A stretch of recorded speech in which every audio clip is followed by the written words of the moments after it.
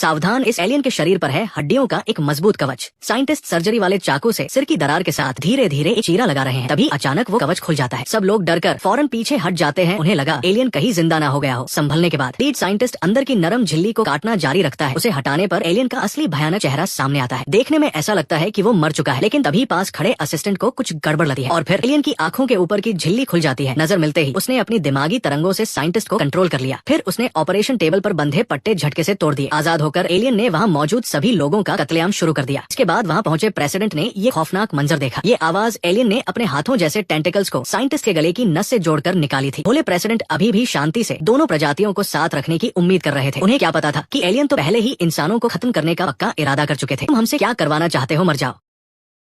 बातचीत के दौरान प्रेसिडेंट ने गलती से एलियन की आंखों में देख लिया और वो लगभग माइंड कंट्रोल में आ ही गए थे। गनीमत रही कि डिफेंस मिनिस्ट्री के जनरलों ने एक साथ गोलियां चला दी और एक बड़ी अनहोनी टल गई। हालांकि उस दिमागी जुड़ाव के कारण प्रेसिडेंट को एलियंस का असली मकसद साफ समझ आ गया था। पता चला कि उनके अपने ग्रह के सारे नेचुरल रिसोर्स यानी संसाधन खत्म हो चुके हैं और अब पृथ्वी जो संसाधनों से भरपूर है उनके रहने के लिए सबसे अच्छी जगह है, क्योंकि एलियंस की चेतना यानी सोच एक दूसरे से रियल टाइम में जुड़ी होती है। इसलिए जब जनरल ने उसे मारा तो इंसानियत और एलियन सभ्यता के बीच एक भयानक जंग छिड़ना तय हो गया था। जैसा की अंदाजा था, पृथ्वी से 3,75,000 किलोमीटर दूर चांद के ऊपर एक विशाल 550 किलोमीटर व्यास वाला मदरशिप यानी मुख्य यान तेजी से पृथ्वी की ओर बढ़ रहा था। ये आकार में चांद का लगभग एक चौथाई था। अजीब बात ये थी कि शिप पृथ्वी के ऑर्बिट में यानी कक्षा में आकर रुक गया, लेकिन हमला रुका नहीं, बल्कि मदरशिप से 30 से ज्यादा छोटे छोटे यान निकले जो तेजी से पृथ्वी की तरफ बढ़ने लगे। हालांकि ये मदरशिप से काफी छोटे थे, फिर भी उनका व्यास 15 किलोमीटर से ज्यादा था। उनका सीधा वायुमंडल यानी एटमॉस्फेयर में घुसना वाकई एक हैरान करने वाला और शानदार नजारा था। जल्द ही दुनिया भर के आसमान में ऐसे ही यान दिखने लगे। इंसान इस अजीब नजारे को देखकर हैरान होकर वही रुक गए और देखने लगे, लेकिन जल्द ही उनकी हैरानी खौफ में बदल गई। शहरों में अफरातफरी मच गई, सामाजिक व्यवस्था बिगड़ गई। प्रेसिडेंट ने अपनी आंखों से एक शिप को व्हाइट हाउस के ठीक ऊपर मंडराते देखा। फौरन उन्होंने एक प्रेस कॉन्फ्रेंस बुलाई और नागरिकों को तुरंत शहर खाली करके बाहरी इलाकों में जाने को कहा। रात होने पर कुछ सिरफिरे एलियन फैंस मौत से बेटौब होकर इमारतों की छतों पर चढ़ गए और उन्होंने एक स्वागत पार्टी रखी। उनके दीवाने शोर और चीख पुकार के बीच शिप ने धीरे धीरे अपना नीचे का बड़ा दरवाजा खोला। ये अजीब नजारा देखकर भागते हुए लोग भी गाड़ियों से उतरकर रुक गए और देखने लगे, मगर एलियंस कोई लाइट शो दिखाने नहीं आए थे। एक जोरदार धमाके के साथ 100 मीटर ऊंची इमारतें पल भर में मलबे में तब्दील हो गई। धधकती हुई आग एक खूंखार जानवर की तरह सब कुछ निगल रही थी। उसी वक्त दुनिया भर के आसमान में मौजूद शिप्स ने भी एक साथ हमला शुरू कर दिया। कहना पड़ेगा एलियंस की मिलिट्री टेक्नोलॉजी यानी युद्ध तकनीक वाकई बहुत खतरनाक थी। 1 मिनट से भी कम समय में पूरा शहर खंडहर बन गया। हालांकि प्रेसिडेंट तबाही आने से ठीक पहले प्लेन से बच निकलने में कामयाब रहे, लेकिन इतने ताकतवर दुश्मन के सामने अब वो जवाबी हमला कैसे करेंगे। हिम्मत जुटाकर प्रेसिडेंट ने एलियंस को उनकी औकात दिखाने का फैसला किया। उन्होंने एयर फोर्स के टॉप कमांडर को हुक्म दिया कि वो अपनी सबसे ताकतवर हवाई लड़ाकू टुकड़ी को अचानक हमले यानी सरप्राइज अटैक के लिए भेजे। शिप से 5 किलोमीटर की दूरी पर कमांडर ने बिना देरी किए फ्री अटैक यानी मनमर्जी से हमला करने का आदेश दे दिया।